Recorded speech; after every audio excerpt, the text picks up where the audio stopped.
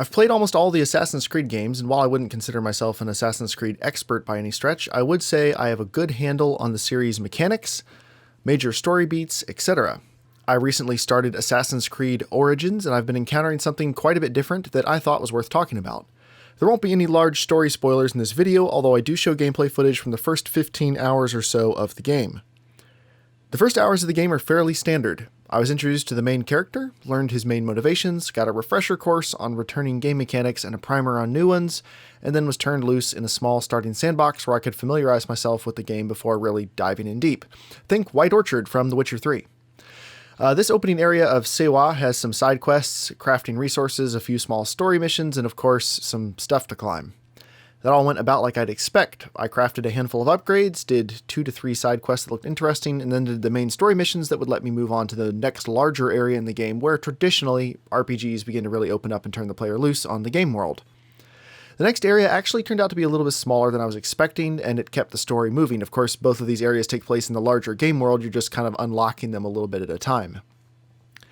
But that's not a big deal because there's no reason the game has to do what I was expecting for most RPGs. It can do its own thing, but that area did go pretty much the same. I got a few new weapons, I crafted a few upgrades, did a few quests, gained a few levels, and then moved on to Alexandria where the game really starts to get wide open. Up until this point, progression felt very natural. Quests unfolded one after the other, side quests appeared every once in a while, and I felt like I was moving through the game at my own pace.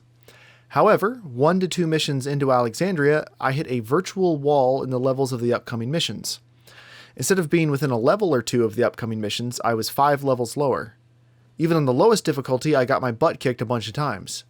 I backtracked to see if I'd missed some main missions I was supposed to use to level up, and I hadn't. Now, I do tend to get through games a little faster than the average person, so I looked around to see if there were 20 side quests at my level that I'd somehow just breezed past or missed, and there weren't. There were a handful, but it still looked like there was a large gap between where I was and where I needed to be to keep going in the story. So I went back to the 2 previous sections and did a few more quests, which got me to within 3 levels of the next story mission. I decided that a few gear upgrades would probably make up the difference, so I returned to Alexandria and started collecting wood for an upgrade, and it was tedious, but it was going fine. Then the game alerted me that I had 200 Helix credits, which is the game's Microtransactions currency, available as a gift if I'd like to visit the in-game store and see what I could buy. So, out of curiosity, I clicked over and came across the Time Savers tab. You can use Helix credits, which of course can be purchased with real money, to buy things like ability point boosts and crafting material packs. For my complimentary 200 Helix credits, which is $2 of real money, I was able to buy what I estimate to be about 3 hours of crafting materials. In other words, for $2, I could skip about 3 hours of in-game work. With those crafting materials, I was able to upgrade damage 3 times, health 3 times, and my Assassin's Blade twice. And with those upgrades, I went back and blasted through the mission that had been causing me so many problems before. Now, this could just be bad timing and I could be judging the game's design unfairly, but it really does seem like the difficulty spiked, causing me to have to start grinding for main game progress, and then about an hour later the game gave me a small taste of a quicker way to avoid the tedium and get back to the main story for just a little additional money. And the thing is, I'm the exact target audience for this. I like side quests fine, but I don't enjoy grinding. I like games with a lot of good, unique content, but not monotony. I also have a hard time making as much time to game as I'd like, which means I almost never want to spend 3 hours doing what amounts to maintenance work in a game. I want to play the main story of the game. And $2 is nothing. I could spend $10 extra on the game and never miss the money. I'm more stable in my career, I have more money, I have less time. Why not spend some of it to get to the parts of the game I enjoy the most? After all, it is a pretty good game so far, and I definitely want to play more. So to be clear, I don't care at all if games include additional purchasable content that is optional and some people might enjoy and doesn't mess up the experience for others.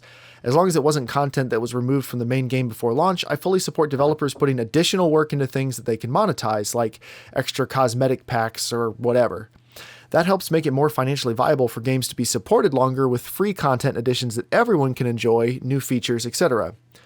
Games are more expensive to make than ever, and we're paying an artificially low price at retail, so I totally understand that developers and publishers want to look for additional monetization options. But here's where I take a large issue with this. It appears that the game progression balance has been changed to either force players to move slowly and grind through main story progression, or take the very affordable shortcuts and pay additional money to complete the main story at the same pace they would have progressed through previous Assassin's Creed games with no assistance.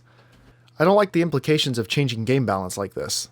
I'd rather any game's main story be centered around whatever is best for the game and the developer's vision, not around whatever will make the most money. I think this could ruin single-player games as we know them if it becomes a trend. There's a logical fallacy called the slippery slope argument. It says just because something has happened or two things have happened in a sequence, it doesn't mean that the next logical thing in that sequence will happen or something 10 steps along in the sequence or whatever. Just because you failed a class in school doesn't mean you're automatically going to fail the rest of them, move into a gutter, and eventually start robbing pharmacies and shooting up heroin, right? I mean, that's a ridiculous example, but people make those arguments all the time. They say, well, since this has happened and this has happened, this thing farther down the line will happen. So it would be easy to look at what I'm saying and say I'm overreacting. Maybe. Maybe this isn't going to totally ruin single-player games. I could absolutely be wrong about where this is going, but it has happened before. Younger viewers might not know this or might not remember this, but this has already happened to many multiplayer shooters. 15 years ago, multiplayer modes typically didn't have much to unlock, and it was usually things you unlocked within the same round. There wasn't usually any permanence unless you counted your stats. I don't know which game did it first, but the first game I played that was radically different was the original Modern Warfare. It was the first game I played that made me start with basic equipment and play a significant amount of time to unlock the same type of gear that previous Call of Duty games just gave me right from the start. And I honestly enjoyed it. Even with the very basic levels of unlocks and progression in the game, it gave me a reason to keep playing longer than I would have otherwise, and I did. Now look where that's gone. Most AAA shooters of the past year or two have regular unlocks, ways to pay money to speed up those unlocks, stats boosters to increase your level and get more unlocks, and now they're starting to add actual blatant pay-to-win mechanics to games like Battlefront 2. Is this where single-player games are going? I don't know. I don't have any more information than you do. I do know that games are never balanced by accident, and there's no way the game just happened to remind me about Helix credits right when it was also making me frustrated by how slow I was progressing all of a sudden. User experience is part of what I do for a living, and there is all kinds of things you can do to subtly modify user behavior. Accepting and utilizing this in single-player games means we are accepting a shift in the priorities of developers and publishers, specifically in regards to single-player progression, story progression, and storytelling. I'm very uncomfortable with that, and I think you should be too. Did I miss anything? Leave me a comment below and let's talk about it. Have a great day.